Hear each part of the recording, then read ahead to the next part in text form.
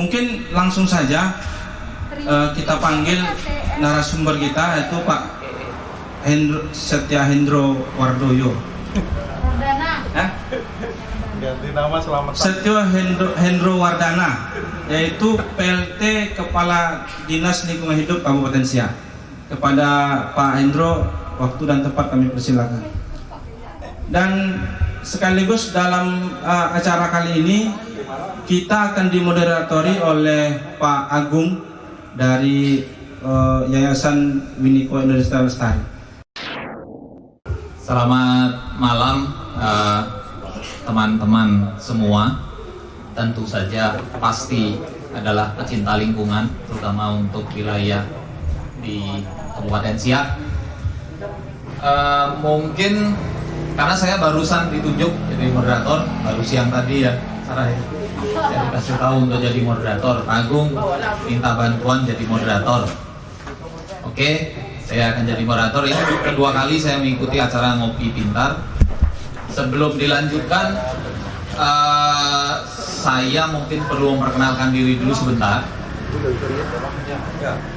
Saya Agung dari Jogja. Kebetulan sudah beberapa bulan tinggal di Siak karena ada satu kegiatan bersama Yayasan Winiko Lestari. Mungkin yang diketahui lebih banyak adalah Winro. Saya bekerja di proyeknya itu kira-kira sudah hampir 3 bulan ini. Satu tim bersama Bang Said, Sarah, dan juga Robi. Kali ini, malam ini kita akan ada acara ngobrol pintar, ngopi chapter keempat, yang topiknya adalah One Soul, One Tree. Jadi satu nyawa, satu orang, satu pohon. Kita sebelum itu mungkin ada waktu dulu nih kepada Pak Hendro untuk perlu memperkenalkan diri lagi nggak, Pak Hendro nih? Ya, perlu ya. Pak Hendro, beliau adalah, nama lengkap beliau adalah Setya Hendro Wardana. Kita akan meminta kepada beliau sebagai pemantik diskusi untuk memperkenalkan dirinya dulu sebelum nanti kita akan memulai dengan bincang-bincang pintar kita yang disebut dengan ngobrol pintar. Silakan Pak Hendro.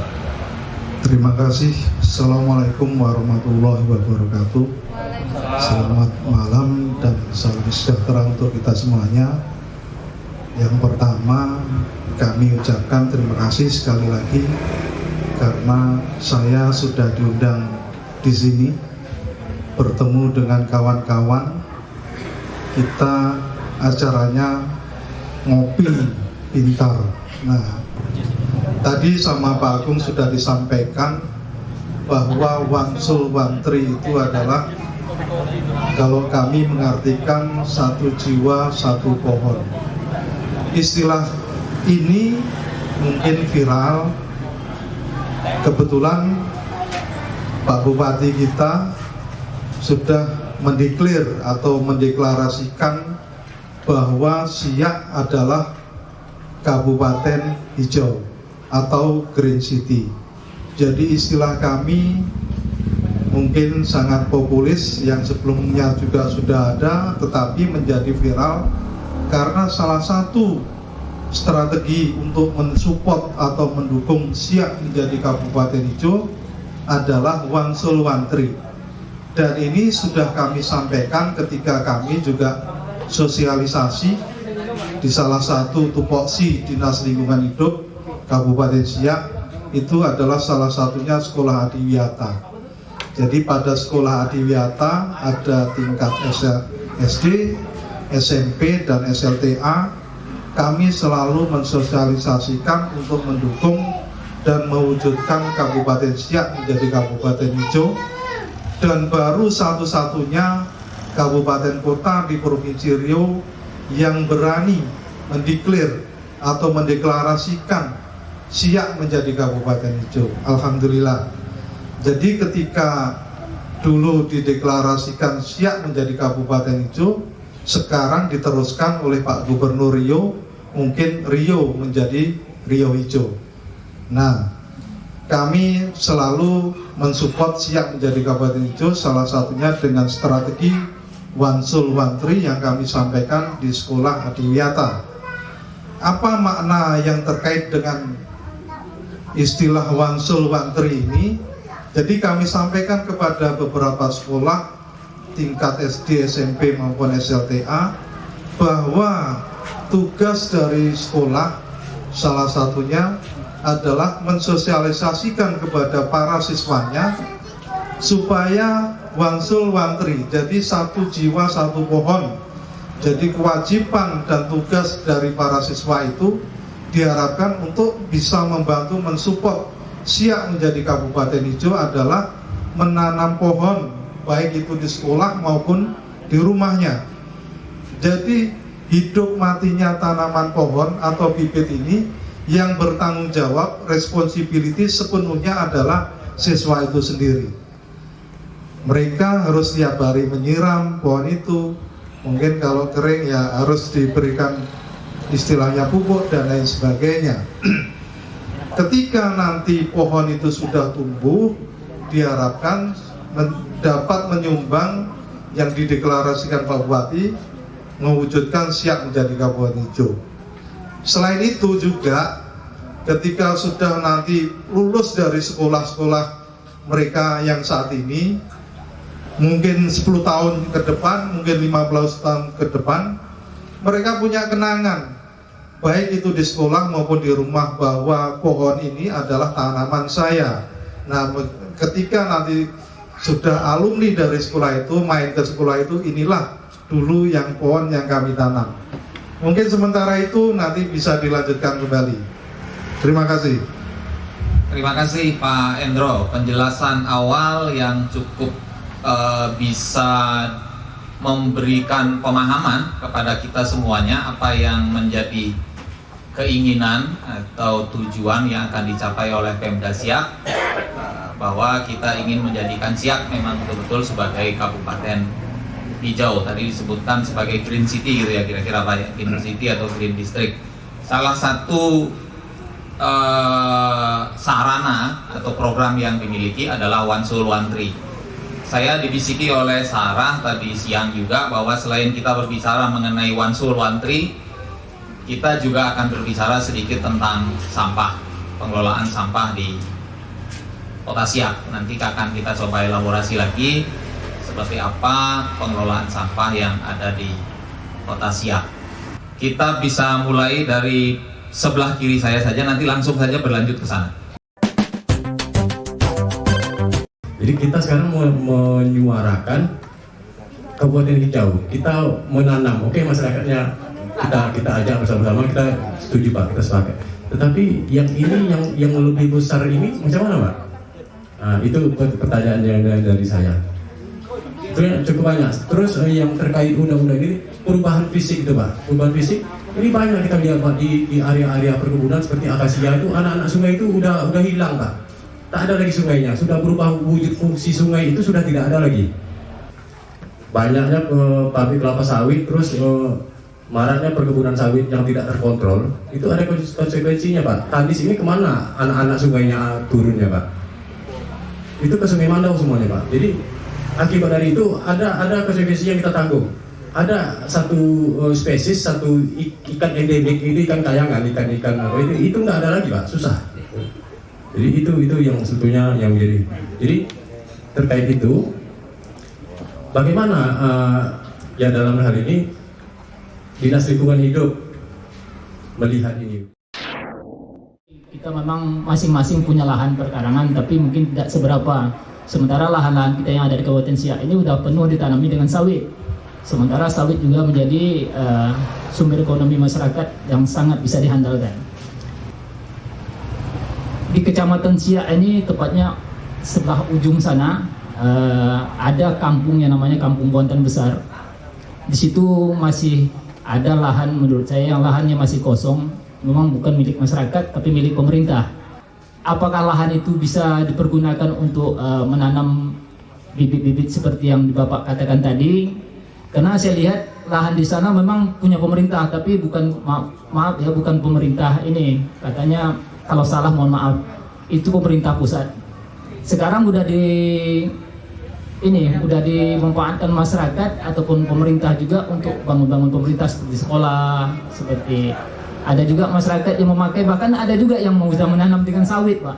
Jadi menurut saya lahan yang kosong tersisa itu kurang lebih masih ada lebih dari 5 hektar. Maksud saya, apakah lahan itu bisa dipergunakan nantinya, baik itu mungkin sistemnya mungkin berkelompok ataupun desa untuk menanam pohon yang Bapak maksud? Peraturan Bupati Siak tahun 2019 nomor 103 tentang pengurangan penggunaan kantong plastik.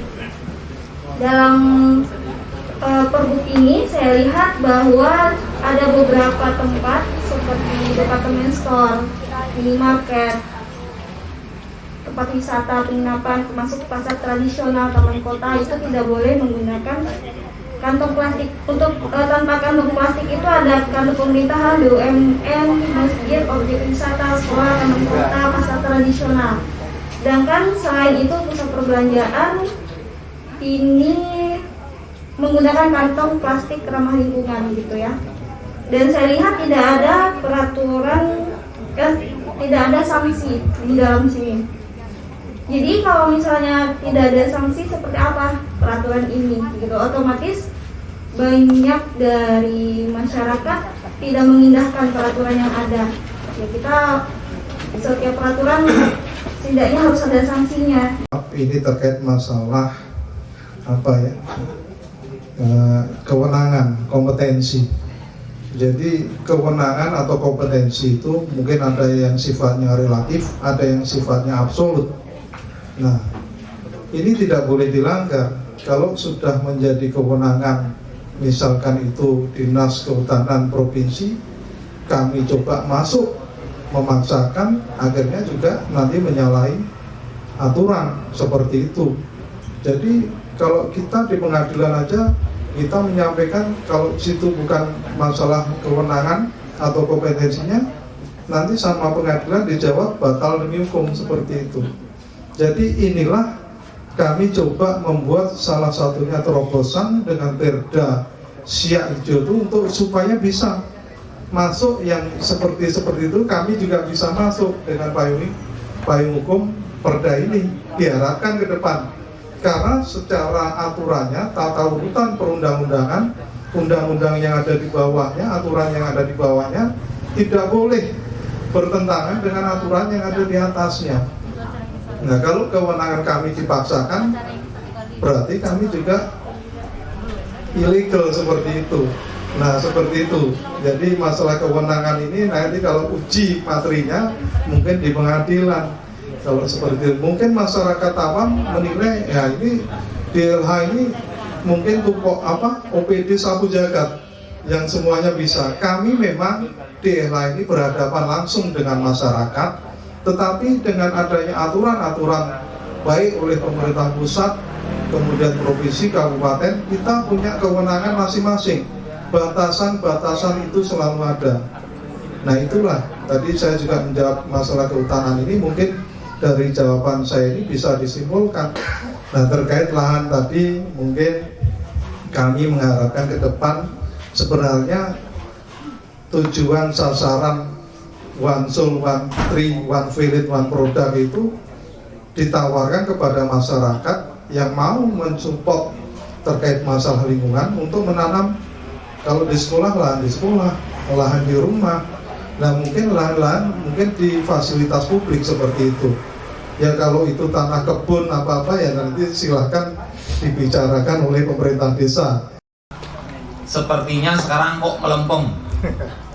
Apakah Perbub itu memiliki wewenang untuk menindak pelanggaran dan sebagainya, atau mungkin saya sedikit ini lagi, apakah kemudian Perbub itu nanti sanksi-sanksinya bisa masuk ke seperti di Perda yang sedang dirancang itu, Pak? Apakah masuk ke situ? Silakan, Pak. Terima kasih. Terkait masalah peraturan bupati atau peraturan daerah, ini untuk menyusun itu namanya ilmunya legal drafting, Pak. Nah, legal drafting ini juga ada batasan-batasan. terutama terkait masalah sanksi. Apakah sanksi itu bersifat perdata atau sanksi bersifat pidana? Semuanya tidak boleh bertentangan dengan KUHP. Kewenangannya di Perda sekian, kewenangannya di Pergub sekian, seperti itu. Tadi sudah saya sampaikan juga bahwa kita punya Pergub juga, Jaksrada, kebijakan strategi daerah. Nah ini itu bisa digunakan dengan peraturan bupati terkait masalah sampah plastik. Tadi saya sampaikan juga bahwa di Jaksrada ini adalah satu penilaian nanti untuk Adipura, Pak. Jadi ada payung hukum kebijakan daerah yang memayungi terkait masalah kebijakan strategi daerah. Salah satunya kebijakan untuk mengurangi kantong plastik. Yang satu sisi yang lain adalah pengelolaan sampah. Nah ini diharapkan peran dari kita semua untuk mengawasi, kalau perlu menegur. Nah ini ketika kita memberikan peraturan bupati melarang masalah kantong plastik, bagaimana akibatnya? Apakah itu bisa meminimalisir mungkin kesalahan-kesalahan yang ada di minimarket, supermarket? Nah ketika itu malah ditawarkan mungkin nilai ekonomis yang lain, ada apanya yang harganya lebih mahal. Nah seperti itu, impact, dampak seperti itu ya sama-sama tugas kita bersama di samping Dinas Lingkungan Hidup Kabupaten Siak, Pak. Jadi kami punya petugas yang ada di kami ini sekarang yang kosong jabatannya 4, Pak.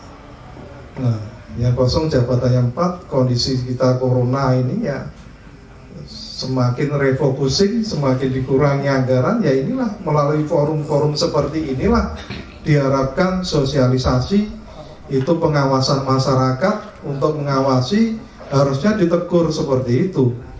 Kemudian tadi saya sampaikan Perda juga, Perda Siak Ijo, itu juga kawan-kawan dari NGO yang berpartisipasi.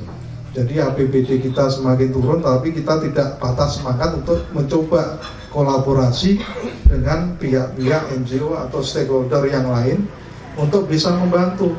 Jadi Perda Siak itu kemarin diasistensi, difasilitasi oleh kawan-kawan dari Cikalahari. Nah ini juga kawan-kawan dari Winrock, kemudian juga membantu masalah KLHS dan lain sebagainya. Bank sampah, kalau nanti kawan-kawan membuat bank sampah ya kita bisa diskusi, karena hari ini tadi di Unila itu sudah mendeklarasikan bank sampah untuk di Unila, Pak. Kami kemarin komunikasi kalau bisa bank sampah kita itu sudah enzim ekologi. Jadi enzim ekologi ini bermanfaat untuk kita bersama. Nah inilah saran, masukan, pemikiran yang sifatnya terkait dengan lingkungan, silahkan. Nah nanti jangan menyalahkan terus. Kalau menyalahkan, satu, SDM kita juga wilayah Kabupaten Siak itu terlalu luas, SDM kita juga tidak bertambah, malah jabatan yang kosong adalah 4, seperti itu. Anggaran kita bukan menjadi bertambah, tetapi semakin menurun. Nah inilah gunanya kita diskusi, kolaborasi, kerjasama dengan pihak-pihak kawan-kawan yang pecinta lingkungan dan juga private sector yang mendukung terkait masalah lingkungan. Mungkin itu. Apakah Pemda melakukan pendekatan kepada pemangku adat agar kebijakan One Soul One Tree ini bisa lebih bisa dijalankan, karena orang-orang adat biasanya sangat taat kepada pemangku adatnya. Yang kedua, kemudian mengenai kearifan lokal tentang nama-nama kampung yang bisa menjiratkan tentang pelestarian lingkungan. Silakan, itu dulu Pak. Terima kasih Pak Ko. Jadi di awal pertemuan kita sudah saya sampaikan bahwa sesuai tema One Soul One Tree malam ini itu berangkat dari satu jiwa, satu nyawa, satu pohon. Ketika Pemda sudah declare Siak menjadi Kabupaten Hijau atau Green City, salah satu diskresi kebijakan strategi salah satunya adalah One Soul One Tree. Nah, One Soul One Tree ini kami sosialisasikan pertama kepada sekolah-sekolah. Jadi ada di situ level SD, SMP dan SMA, supaya anak murid di sekolah itu menanam pohon, baik itu di rumah maupun di sekolah. Nanti siswa di sekolah itu diberikan tanggung jawab untuk menjaga, memelihara supaya pohon ini tidak mati. Jadi ini yang kami harapkan. Nah, ketika Wansul Wantri itu dieksplor mungkin lebih luas lagi menjadi mungkin pemangku adat dan yang lain, kenapa tidak? Jadi bisa diharapkan ini meluas, jangan hanya mungkin satu jiwa satu pohon satu orang. Kalau bisa satu orang bisa 3 pohon atau 5 pohon dan lain sebagainya.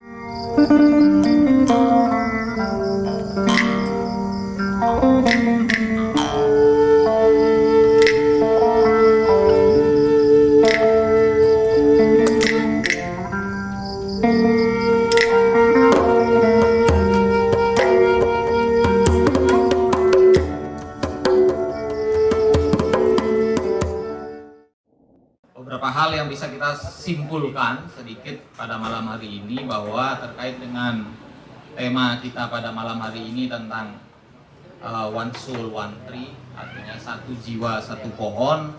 Tadi Pak Hendro sudah sempat menjelaskan panjang lebar tentang ada penyediaan bibit 1 juta dalam setiap bulan gitu Pak ya. Dalam 1 tahun, maaf 1 tahun. Jadi bisa diakses sumber-sumber bibit di Dinas Lingkungan Hidup dan Kehutanan Provinsi untuk ditanam di lokasi-lokasi yang kita pahami atau memiliki. Tadi seperti Pak Amin sampaikan, bisa diakses ke situ oleh kelompok-kelompok masyarakat tertentu. Kemudian terkait dengan beberapa sanksi dan lain sebagainya, tadi Pak Is sudah sampaikan juga bahwa memang Perbup itu kewenangannya atau tindakannya atau sanksi yang bisa diberikan juga memang tidak terlalu kuat. Mudah-mudahan kedepannya kita ada perda yang bisa memberikan sanksi yang lebih tegas lagi terkait dengan hal itu. Saya rasa itu beberapa kesimpulan yang bisa kita dapatkan pada malam hari ini. Sebelum ditutup, seperti yang dijanjikan oleh panitia, malam ini kita akan menyerahkan bibit untuk penghijauan, untuk menanam pohon ya, Pak Said, Bang Said ya.